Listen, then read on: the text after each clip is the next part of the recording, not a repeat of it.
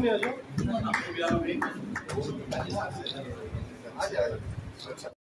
पास बम्बई में इतने मुस्लिम है और माइक दरगाह में मेरी चादर चढ़ी है। अरे वाह, बहुत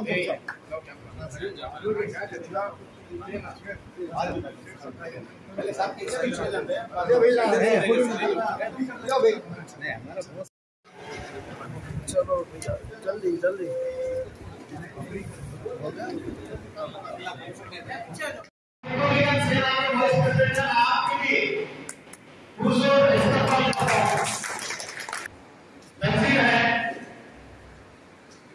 मैं सबसे पहले बात करें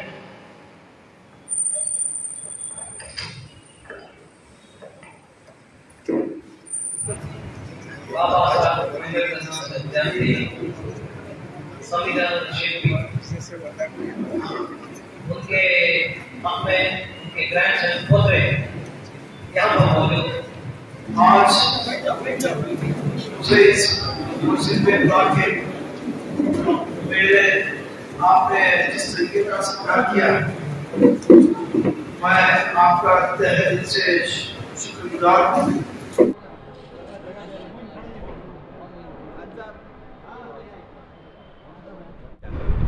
देखिए बाबा साहब ने अपना बात तो खरी कर दी। उन्होंने जो बोला था वो तो करके दिखाया और उन्होंने जो जो बोला है वो आज सही मायने में इस देश के लिए सही हो रहा है।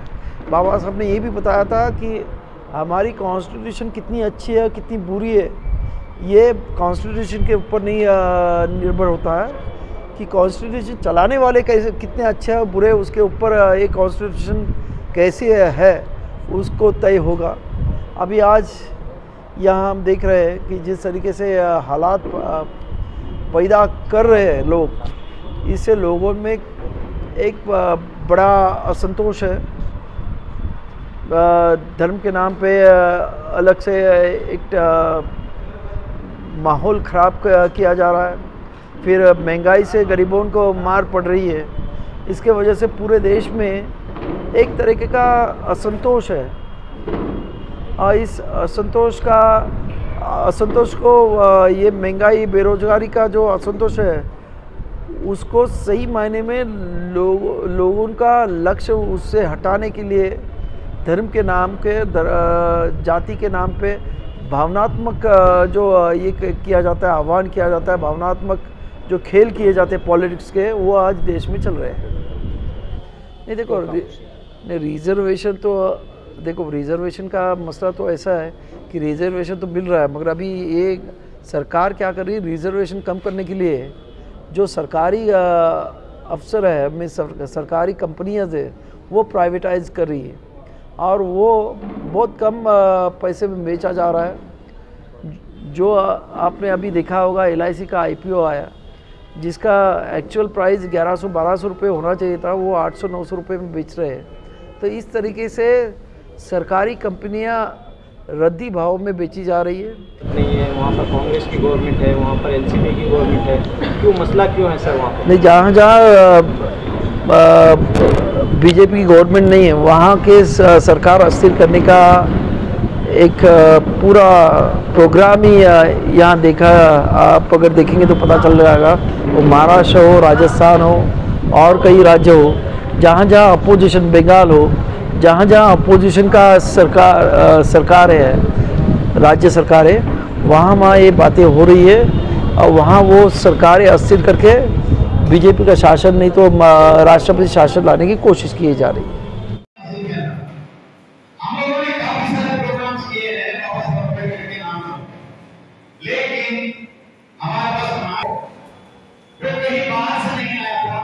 इसी मुल्क का पिछले धर्म में जो उसके ऊपर समझा ऐसे मजहब को इख्तियार करना जो है यहाँ के मुल्क के दूसरे बाशिंदों ने कबूल किया था आज भी है हम लोगों के पास। तो जैसी समस्याएं दलितों की है ऐसी ही समस्याएं मुसलमानों की आपके लिए तंजीर है। मैं सबसे पहले बात करें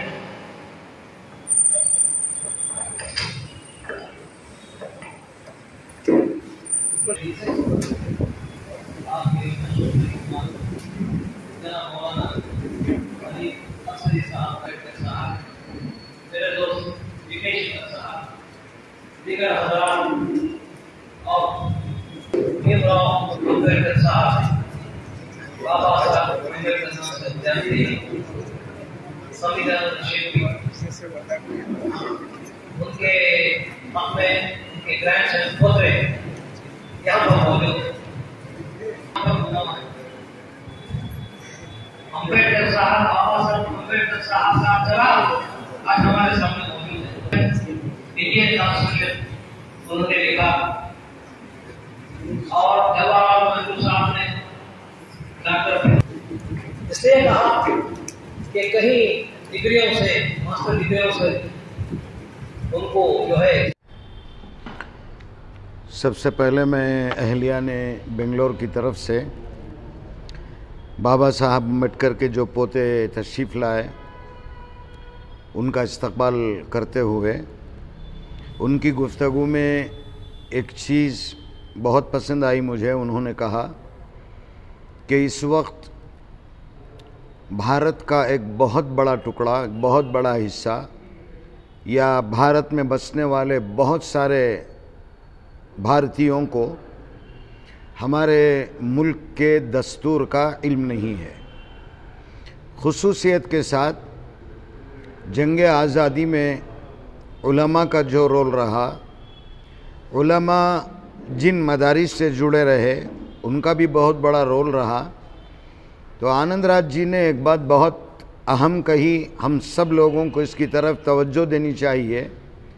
ज़िम्मेदाराने मदारिस भी बहुत माज़रत के साथ मैं ये कहना चाहूँगा, इस वक्त मुल्क के जो हालात हैं, इन हालात के पस मंज़र में निहायत ज़रूरी है भारत का हर शहरी भारत के दस्तूर को पढ़ना चाहिए, समझना चाहिए।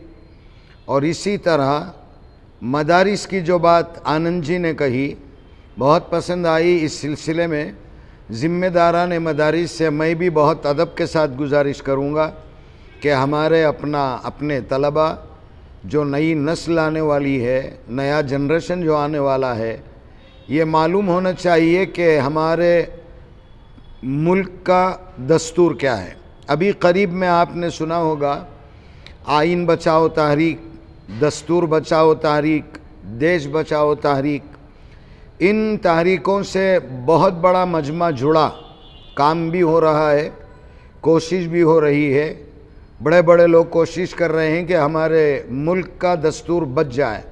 उसी की तरफ एक कदम है आनंद जी ने जो बात कही कि मदारिस में भी हमारे अपने भारत के दस्तूर को पढ़ाना, समझाना और हमारे नए जहनों में उसे डालने की बहुत सख्त ज़रूरत है।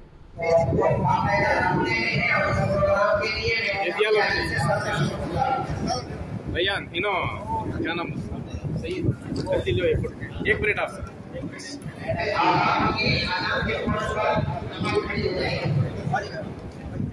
हमने तो कभी डॉक्टर भीमराव अंबेडकर साहब को नहीं देखा, सुना है और उनका जो है कॉन्स्टिट्यूशन ऑफ इंडिया पढ़ा है कॉलेज में। लेकिन आज जो है उनके जो ग्रैंडसन पोते, उनके साथ हम शिरकत करके काफ़ी अपने आप को खुशी महसूस करें और उनके चेहरे में हम अंबेडकर साहब का चेहरा देखा। डॉक्टर अंबेडकर साहब जो है भारत रत्न अवार्ड वाले, जवाहरलाल नेहरू साहब ने, हमारे प्राइम मिनिस्टर ऑफ इंडिया जो जवाहरलाल नेहरू, उस वक्त डॉक्टर भीमराव अंबेडकर साहब को symbol of knowledge in the world इतना बड़ा टाइटल दिए, क्योंकि कहीं डिग्री लिए थे वो, post graduation, MA, MSc, BL ऐसे कई डिग्री हासिल करे थे और 7 से 9 ज़बानें वो जानते थे। एक काबिल दीद शख्सियत। उन्होंने जो है हमारा भारत का संविधान लिखा और उसी के बारे में यहाँ पर डिस्कस हुआ। काफ़ी लोगों को जो मुल्क के आइन के बारे में, संविधान के बारे में मालूमात नहीं है। संविधान में बाकायदा जो है इक्वलिटी और जो है freedom of rights, freedom of religious, freedom of speech, sovereignty, fraternity, liberty सब कुछ आया है। ये हर हमारा हिंदुस्तानी इसको जानना है और हुकूमत कौन सी भी आए उसके लिए हम घबराना नहीं। ऐसा तो 1947 से देश को आज़ादी मिली, तब से अब तक कुर्सी वही है, लेकिन चेहरे बदल गए। हम घबराने की ज़रूरत नहीं। हम मुसलमान अमन चाहते हैं, चाहे हुकूमत कौन सी भी हो, उसकी हम ना परवाह नहीं। हम ना परवाह है इस मुल्क के कानून की, हमें परवाह है इत्तेफाक इत्तेहाद की, हमें परवाह है एक सिक्योरिटी लाइफ की। आज जा बजा मुसलमानों को जो है शिकार करते हुए देख रहे हैं, ख़ासकर हमारी एक कौम को जो है निशाना बनाया जा रहा है। ये कहाँ की इंसाफ है? अंबेडकर साहब ने लिखा है किताब में, कॉन्स्टिट्यूशन ऑफ इंडिया में बाकायदा लिखा है रिलीजियस ऑफ राइट्स, सबको हक़ है, सबको अपनी बोली बोलने का, अपनी ज़बान बोलने का और अपने रिलीजियस पर चलने का सबको इख्तियार है।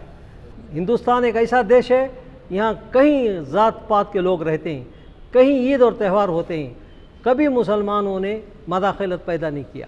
हम गैर मुसलमानों के त्यौहार में भी शामिल हुए और हमारे जो रमज़ान में गैर मुसलमानों को भी दावत दी है। हम चाहते हैं कि इस मुल्क में अमन और शांति रहे। बस यही पैगाम के लिए आज जो है एक बहुत बड़ा इजलास हुआ और इसके बारे में रोशनी डाली।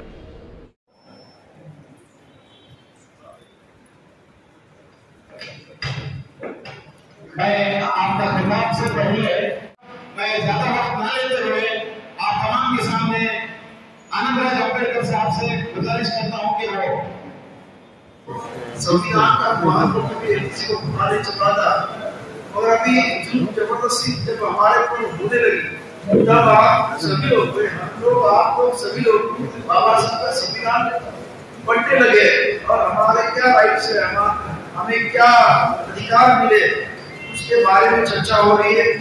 ये बहुत अच्छी बात है।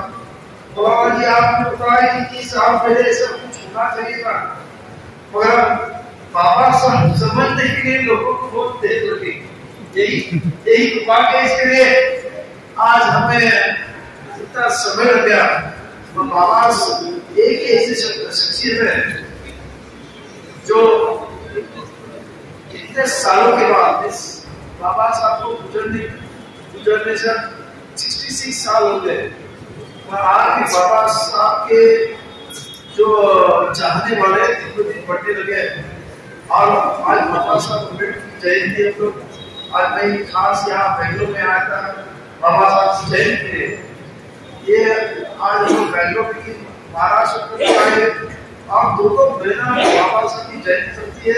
150 कंट्रीज में अभी बाबा साहब अम्बेडकर की जयंती चलती है। मैं आपको बता दूं कि बाबा साहब अम्बेडकर की जयंती ना कुछ इंडिया में देखो और कहा, मगर आजकल मुस्लिम कंट्रियों में भी बाबा साहब अम्बेडकर की जयंती होती है। दुबई में होती है, पाकिस्तान में होती है।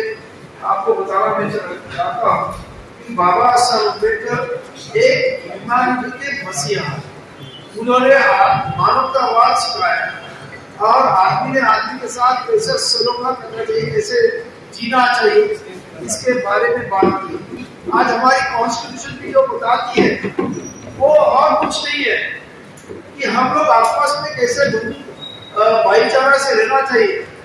हमारे रिलीजन जो भी है वो हमारे मस्जिद में, हमारे घर में रहे, हमारे मंदिर में रहे, हमारे चर्च में रहे, मगर हम जब रास्ते में आते हैं तभी हम भारतीय होना चाहिए, हम इंडियन होना चाहिए। मुझे एक सभी आप मुसलमान भाइयों से गुजारिश है कि इस देश को कहा भी बाबा साहब अम्बेडकर ने कॉन्स्टिट्यूशन में हिंदुस्तान नहीं बोला, पर मुझे बहुत दुख होता है कि हर मुस्लिम भाई इस देश को हिंदुस्तान बोलते हैं। एक तो इंडिया बोलते तो भारत बोलते, आप जो इनको हिंदुस्तान बोलते ये हिंदू का राष्ट्र बनाना चाहते हैं। हम लोग कभी नहीं बोलते, आप लोग इंडिया बोलते, भारत बोलते, मगर आप लोग खास करके आपकी कम्युनिटी में, खास करके मुस्लिम भाइयों का मैंने हर बार स्पीच में बोलता हूँ ये हिंदुस्तान नहीं है, तुम्हारा कोई अलग देश होगा, हमारा तो भारत है। तो ये जो है हम लोग ही इसको बढ़ावा दे रहे हैं। ये जो हम लोग कर रहे हैं हमारी नीति से, हमारे जो ख्यालों से, उससे जो हो रहा है देश सभी का है, मुसलमानों का, क्रिश्चियनों का, हिंदुओं का, बुद्धिस्टों का, पारसियों का, जैनों का है। और इस देश की घटना ऐसी है। और आज जो इस देश के जो सत्ताधारी है वो चाहते हैं आरएस का एक ये एजेंडा है, इसको हिंदू राष्ट्र बनाना। इसमें हम इनको क्यों मदद करें? आप लोग इस तरीके से बातें करके इनको मदद कर रहे हैं। आपको मैं इतना कहना चाहता हूँ कि इस देश में बाबा साहब अम्बेडकर का जब तक संविधान रहेगा, इस देश में किसी का भी बाल बाधा करने की ताकत नहीं। बाबा साहब अम्बेडकर का संविधान जो इनका मंसूबा है कि बदलने की कोशिश कर रहे हैं, तो इसके लिए हम सभी लोगों को, जो बाबा साहब अम्बेडकर ने इस देश में ऐसे कहा है, उनका तो सभी जो लिखा हुआ है वो इंग्लिश में उसमें उन्होंने लिखा है कि इस देश में 85% 85% लोग हैवनॉट्स है। हैवनॉट्स मींस सत्ता संपत्ति से वंचित होने वाले लोग हैं, और वो अगर इकट्ठा आएंगे, जहाँ धर्म सभा ये कास्ट क्रीड छोड़ के अगर इकट्ठा आते गरीब मजदूर की हैसियत से, और वो अगर सत्ता में बैठते हैं, तो सही मायने में इस देश में लोकशाही सही मायने में चलेगी। और दुर्भाग्यवश हमें बाबा साहब अम्बेडकर की संविधान की वजह से देश इतनी जातियां, इतने धर्म है, इतने भाषा है, इतने ट्रेडिशन है, इतनी संस्कृति है, फिर भी आज हमारा देश एक है। इसका कारण है संविधान। आज ये लोग बोल रहे हिंदू राष्ट्र बनाने का, मैं आपको मस्जिद की यहाँ से इनको बताना चाहता हूँ, देखो धर्म के नाम पे कोई देश नहीं बनता। अगर ऐसा होता तो पूरा यूरोप क्रिश्चियन है, वो एक देश बनता, और वहां ब्रिटेन से लेके जर्मन से लेके बहुत सारे देश हैं। हमारे बाजू में साउथ एशिया में इतने सब मुस्लिम राष्ट्र है, सब मुस्लिम रहते हैं, मगर वो एक राष्ट्र नहीं बन सकते। राष्ट्र बनने के लिए और कुछ लगता है।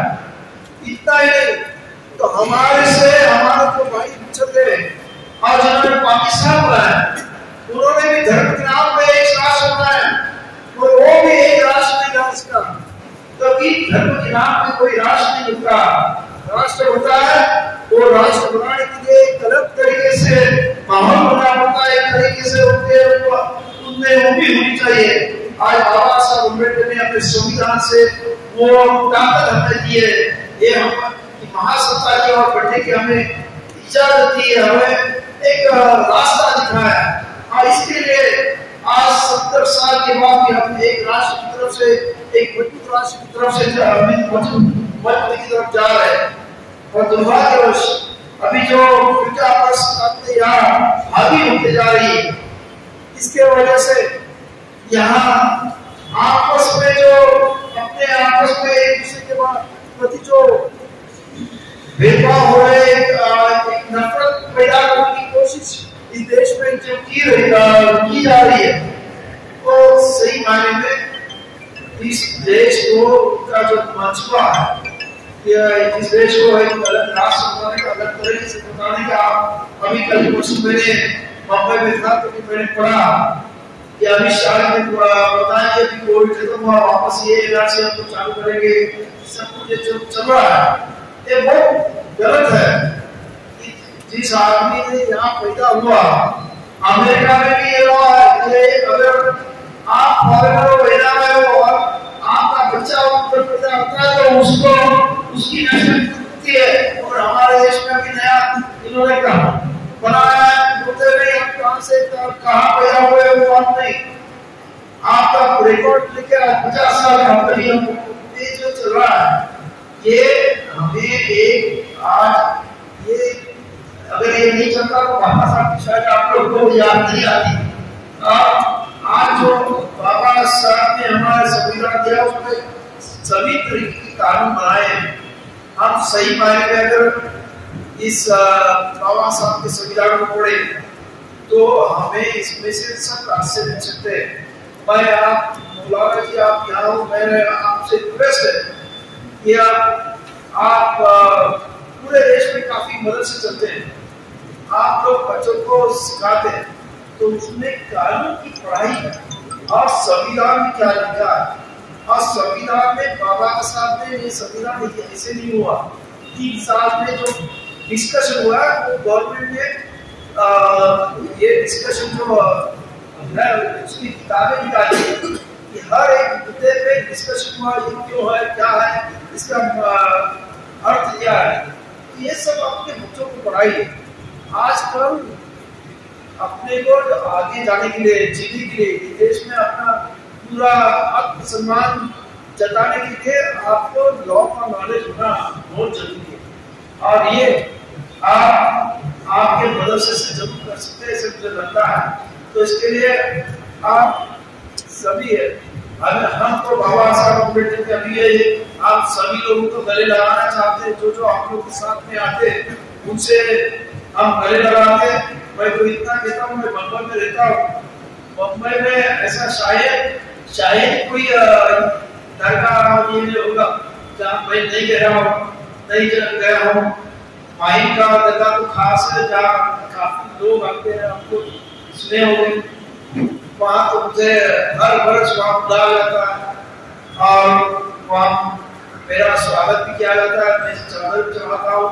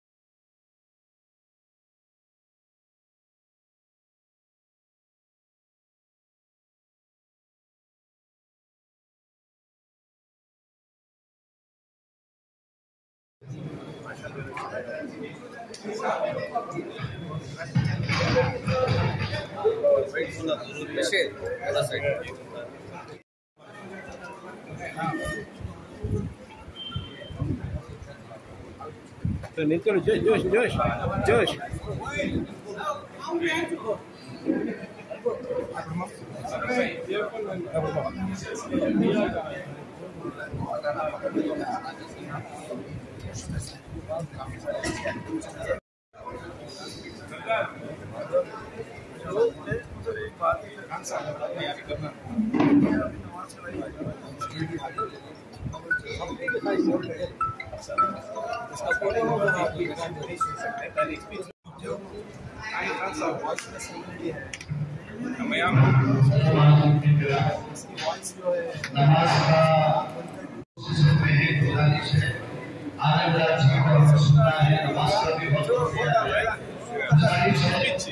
मुंबई में इतने मुस्लिम है और माइक दरगाह पे मेरी चादर चढ़ी है। अरे वाह, बहुत अच्छा।